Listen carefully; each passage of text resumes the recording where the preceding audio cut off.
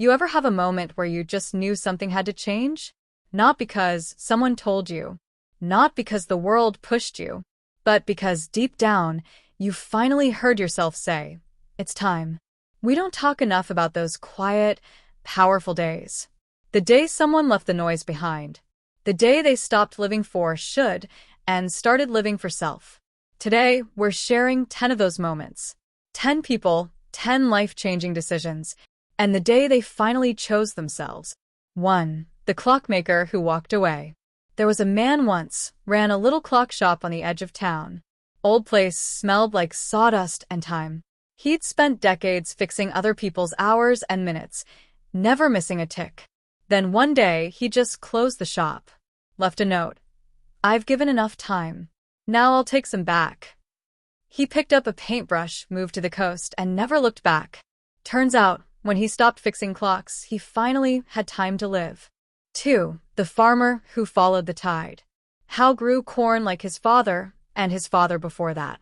Flat fields, long summers, always the same rows. But when his wife passed, something shifted in him. He packed a bag, sold the tractor, and bought a little fishing boat. Folks laughed at first. But Hal? He was finally smiling. The sea gave him something the soil never could: freedom. 3. The waitress who wrote her own ending. Millie worked the morning shift at Ruby's Spoon for almost 20 years. She poured coffee, remembered birthdays, and made everyone feel seen. But every night, at home, she wrote stories on napkins, receipts, anything she could find. One day, she folded up her apron, kissed the diner goodbye, and sent her manuscript off. It took time, but her children's book became a classic. Sometimes the best stories begin the moment you stop asking for permission. 4. The street musician who stayed small on purpose. Tommy played sax on a New Orleans corner for 3 decades. Record labels came and went. Money was offered. But he never left that corner. Never chased the spotlight. "I play for whoever needs it," he'd say. "Even if that's just me today." His songs weren't on the radio, but they healed broken mornings. And maybe that's what real success sounds like. 5. The soldier who planted peace.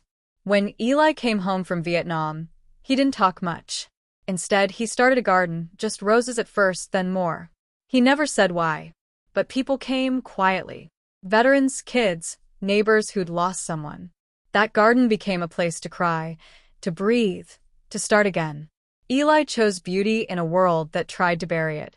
6. The baker who slept in. Clara's cinnamon rolls were the talk of the town. People lined up before sunrise, every day for 20 years. Then one morning, no open sign. No fresh rolls. She just slept in. Took a train west. Learned new recipes, new languages, knew herself.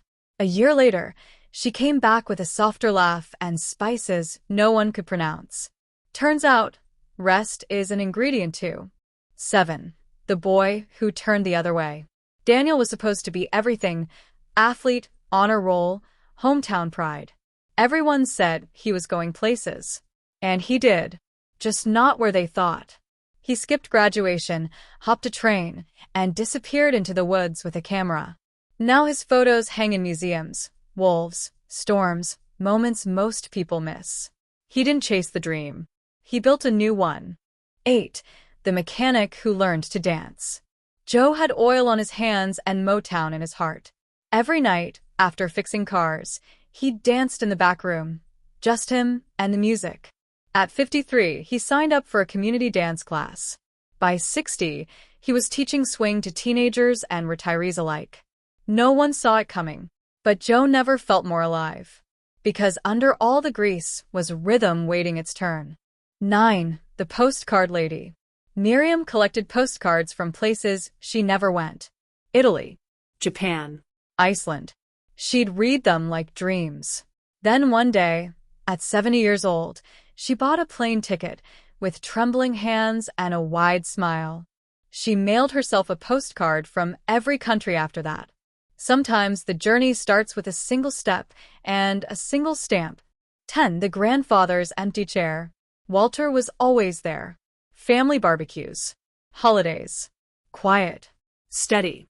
Then one Thanksgiving, his chair was empty. No one knew where he'd gone.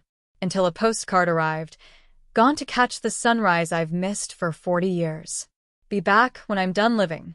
He spent his last years fishing, sketching, and laughing with strangers.